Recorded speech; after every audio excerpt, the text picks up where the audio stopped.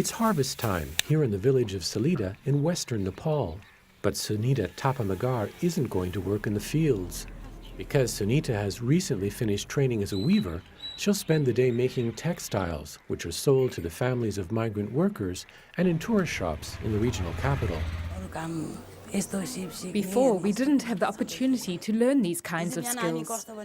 Before, we were like frogs in a well. We weren't aware of the outside world. The world for many rural women in Nepal seldom extends beyond their families. And although they play a central role at home, they rarely have the confidence and support to pursue outside interests. As a result, they remain economically dependent on men, says social mobilizer Sunita Thapa Margar. I think the biggest issue is society's need to control women and to limit their activities to the house. Most women who take an interest in outside activities are scared of what their husbands may say, thinking, will he shout at me? Will he leave me? Sunita was among the lucky ones.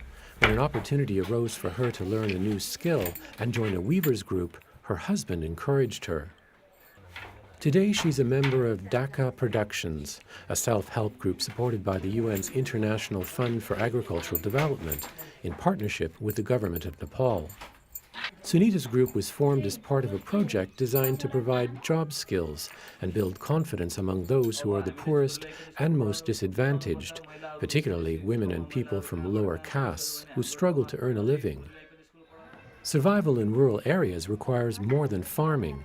Until recently, Sunita had been doing much more physical work to earn a living. Before, life was hard. It was really hard.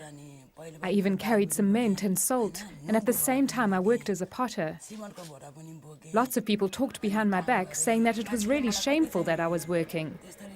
People used to look down on me. But even then I didn't lose hope. I was earning money with my own blood and sweat. Today, Sunita puts the same amount of energy in weaving.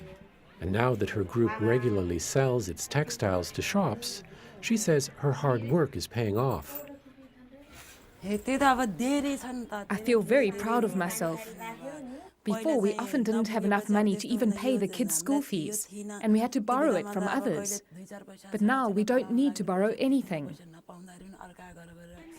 Over the next 7 years, IFAD will encourage an additional 200,000 women to form their own micro-enterprises by investing remittances they receive from family members working abroad, helping more women like Sunita change attitudes and reduce poverty.